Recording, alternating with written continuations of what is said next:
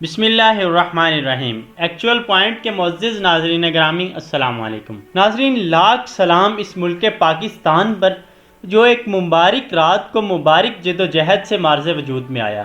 اب تمام تر نان مسلم طاقتیں جو کہ پاکستان کی طرف دیکھ رہی ہیں اور پاکستان سے آنے والے فیصلے کا انتظار کر رہی ہیں۔ مزید ڈسکس کرنے سے پہلے چینل کو سبسکرائب کر کے بیل آئیکن ضرور دبا دیجیے۔ ناظرین، چین اور امریکہ جو کہ ہر وقت ان کوششوں میں لگے ہوئے ہیں کہ کسی طریقے سے ہم سپر پاور بن جائیں، کیونکہ مال اور طاقت دونوں کے لحاظ سے بڑی طاقتیں ہیں۔ یہ پہلے کئی سالوں سے امریکہ جو کہ اپنی پروڈکٹ کو پوری دنیا میں سیل کرتا تھا اور ایک سپر پاور کے طور پر مانا جاتا تھا، دفاعی لحاظ سے بھی یہ ایک بڑی طاقت تھی، لیکن اب چین جو کہ یہ چاہتا ہے کہ پوری دنیا میں اس کی پروڈکٹ سیل ہوں اور امریکہ کو شکست دے سکے۔ ناظرین، کیونکہ اب معیشت کی جنگ چل رہی ہے، دفاعی لحاظ سے تو چین امریکہ سے زیادہ سٹرونگ ہو چکا ہے، اور دوسری طرف چین جو کہ سی پیک کی طرح کے بڑے بڑے منصوبے کر رہا ہے، اس کے پیچھے بھی یہی پالیسی ہے کہ یہ اپنا سامان پوری دنیا تک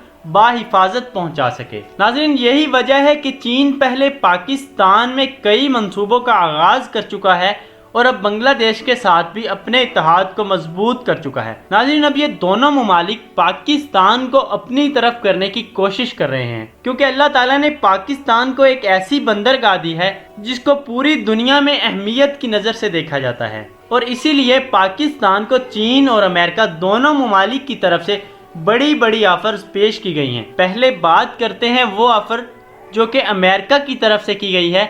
ناظرین، اس میں امریکہ نے پاکستان کو کہا ہے کہ آپ کو جتنا قرض چاہیے ہوگا ہم آپ کو دیں گے۔ اس کے علاوہ ملک میں بڑے بڑے پروجیکٹس کا آغاز کریں گے، تعلیمی شعبے میں بھی آپ کی مدد کریں گے۔ دوسری طرف ناظرین، امریکہ کا کہنا تھا کہ پاکستان سے آنے والے تمام تر پاکستانیوں کو مکمل طور پر سہولیات فراہم کی جائیں گی۔ اس کے ساتھ ساتھ ناظرین، چین اس کی طرف سے بھی پاکستان کو بڑی بڑی آفرز پیش کی گئی ہیں۔ چین کے تو پاکستان میں پہلے بھی بڑے بڑے منصوبے چل رہے ہیں، اس کے علاوہ وہ پاکستان میں اور بھی منصوبوں کا آغاز کرنے کے لیے تیار ہے، اور اس کی طرف سے بھی بڑی بڑی آفرز کی پیشکش کی گئی ہے۔ اب فیصلہ پاکستان پر ہے، ہماری اسٹیبلشمنٹ پر ہے۔ ناظرین، حکومت میں بیٹھے بڑے بڑے مغرب کے ایجنٹ جن کے دل میں ہر وقت مغرب کا خوف رہتا ہے، وہ تو کسی صورت یہ نہیں چاہتے کہ پاکستان کا اتحاد چین کے ساتھ مضبوط ہو۔